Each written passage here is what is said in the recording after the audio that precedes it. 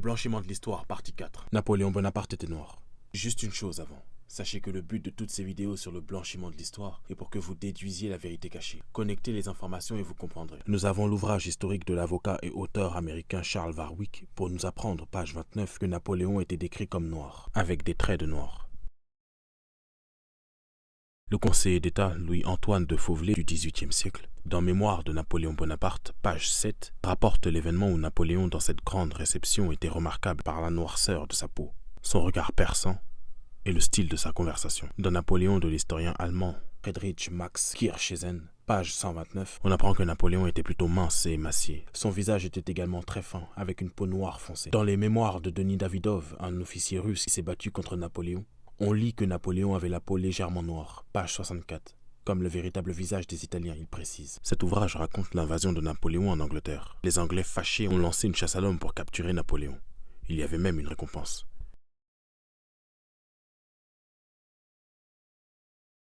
Et voici la description de Napoléon qu'il y avait sur cette annonce nationale. Peau très noire.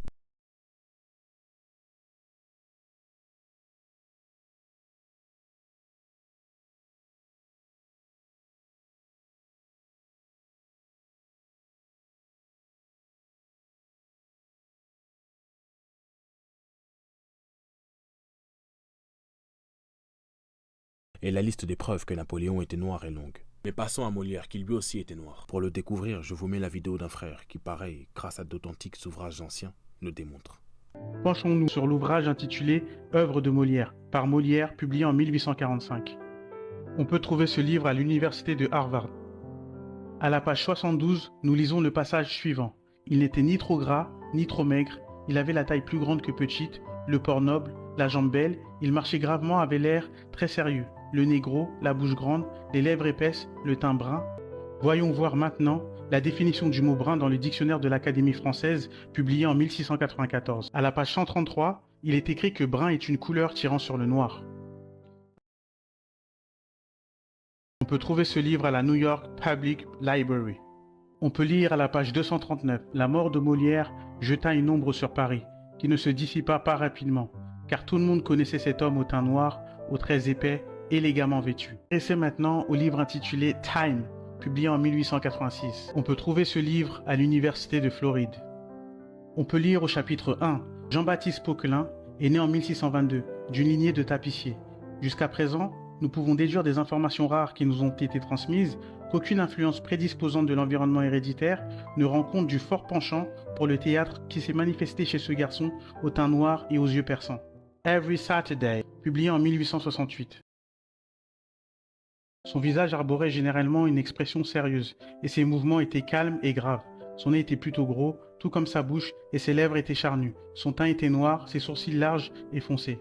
L'histoire entière est un mensonge. Tout a été réécrit, falsifié, inversé. Christopher Colomb lui-même, de son vrai nom Salvador Fernandez Arco, était un homme noir. Colomb était son nom d'emprunt. Voilà pourquoi d'ailleurs la première terre qu'il a spoliée, il l'a appelée Salvador. San Salvador. En vrai qu'il soit noir n'est pas surprenant, quand on sait que jusqu'encore à la fin du XVIIIe siècle, début XIXe siècle, l'Europe était majoritairement peuplée que par des noirs. L'histoire a été complètement réécrite et les images qu'on nous enseigne sont toutes falsifiées. Adolf Hitler, oui, lui aussi était noir. C'est ce que nous apprend le compte-rendu des débats du Congrès des États-Unis lors de la première session du 7e Congrès américain en 1937. Comme vous le voyez, le document est authentifié par le gouvernement américain. Voici ce qu'on nous dit, page 5552. Adolf Hitler lui-même, le racketteur Al Capone de l'Allemagne, à la peau sombre, aux yeux noirs, basanés et excitables, ne représente pas l'idéal de l'Allemand blond, aux yeux bleus, lents et calmes. Quelle ironie. C'est un esclave autrichien devenu citoyen allemand peu avant sa prise de pouvoir. L'écrivain Bill Patten nous révèle dans son ouvrage un jour qu'Hitler donnait un speech. Sa peau noire avait un aspect fongoïde, ce qui signifie en gros l'air malade. Voilà, c'est tout pour cette vidéo. À la prochaine.